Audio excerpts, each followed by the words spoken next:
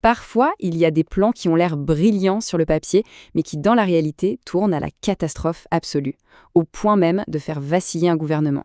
Eh bien, en 1954, c'est précisément ce qui est arrivé, à cause d'une opération secrète israélienne en Égypte.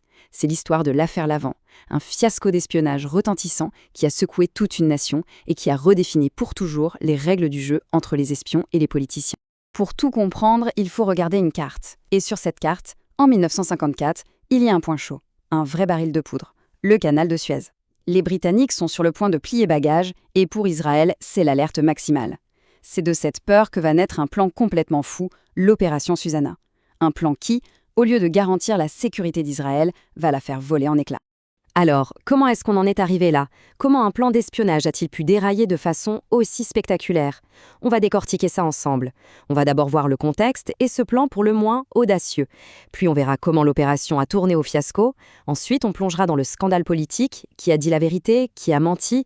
On explorera la crise qui en a découlé, pour finir sur l'héritage assez surprenant de toute cette affaire. Allez, on commence par le début. Pour bien saisir la logique derrière ce plan, il faut vraiment se replonger dans l'ambiance électrique du Moyen-Orient des années 50. C'était tendu, pour ne pas dire explosif. En fait, tout part d'une peur.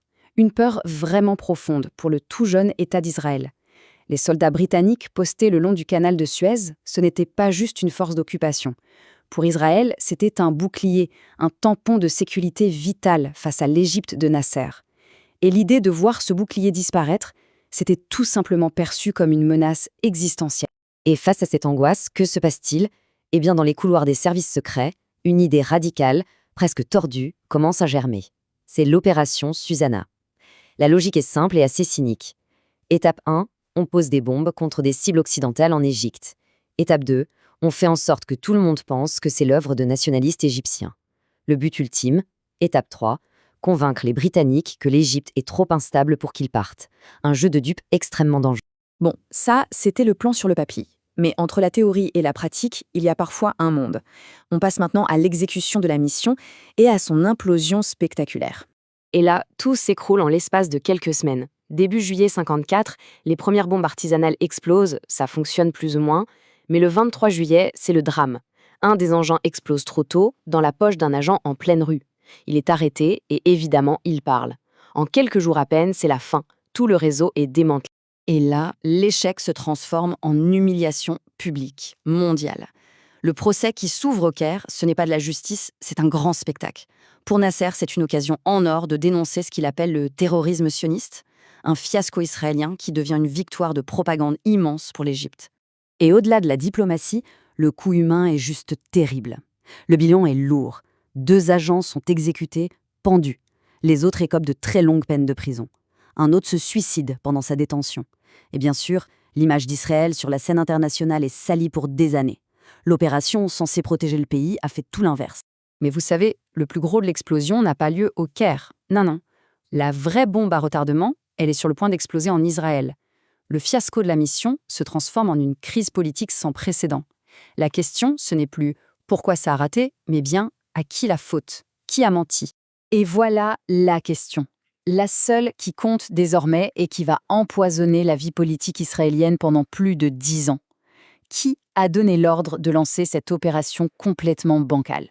Et là, on se retrouve avec un face-à-face incroyable, parole contre parole, au plus haut sommet de l'État. D'un côté, on a le ministre de la Défense, Pinhas Lavon, qui clame haut et fort « Je n'ai jamais, jamais autorisé ça ». De l'autre côté, le renseignement militaire qui répond « Pas du tout, le ministre était au courant et il nous a même poussé à agir vite. On a des preuves écrites. » L'ambiance devient irrespirable. On lance une première enquête, mais impossible de savoir qui dit vrai. C'est le flou le plus total. Alors pour calmer le jeu, il faut un fusible. Et ce fusible, en février 1955, ce sera Pinhas Lavon. Il est forcé de démissionner en espérant que ça mette un terme à l'affaire. Et pendant 5 ans, silence radio. On pense que l'affaire est classée, enterrée, oubliée. Grosse erreur, parce que ce genre de secret, ça finit toujours par remonter à la surface. En 1960, le fantôme de l'opération Susanna revient hanter Israël, et cette fois, la crise sera encore plus violente. Nous voilà donc en 1960, et là, nouvelle déflagration. Pas une bombe au Caire, mais une bombe politique à Tel Aviv. De nouvelles preuves émergent qui suggèrent que des documents clés ont été falsifiés à l'époque. Et pourquoi? A priori pour faire porter le chapeau à Lavonne. D'un coup, l'affaire passe d'une erreur opérationnelle à une possible conspiration d'État. Alors évidemment, on remet tout à plat. Une nouvelle commission est mise en place. Et cette fois, le verdict tombe. Lalliven n'a très probablement pas donné l'ordre. On pourrait croire que ça calme les choses, mais c'est tout le contraire. Ça déclenche une crise politique majeure qui va secouer les fondations même du pouvoir. La crise va ronger le pouvoir jusqu'à son sommet. Elle va attendre personnellement le père fondateur d'Israël, le Premier ministre David Ben-Gourion. Lui refuse d'accepter les conclusions de la commission, il se braque, il pense que ça affaiblit l'armée. Le conflit devient personnel, toxique.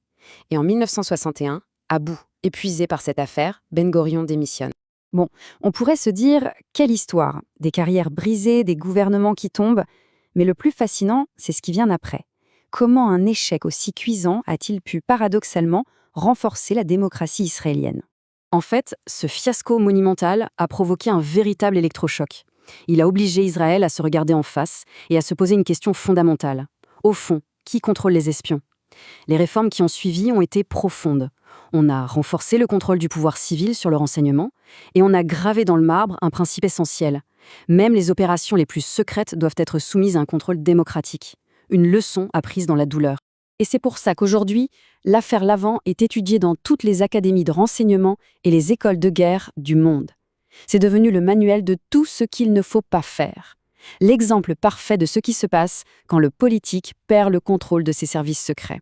Et au milieu de toute cette tempête politique, il y a des gens qui ont tout perdu. Les agents sur le terrain, les pions sur l'échiquier. Les survivants ne seront libérés qu'en 1968, après 14 ans de prison. Leurs vies ont été brisées pour une mission absurde, sacrifiées dans une guerre de l'ombre qui les dépassait complètement. Finalement, après tout ce parcours, on en revient toujours à la même question, celle du tout début.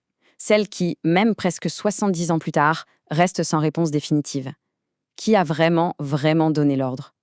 C'est peut-être ça, le seul secret de l'opération Susanna qui, lui, a été bien gardé.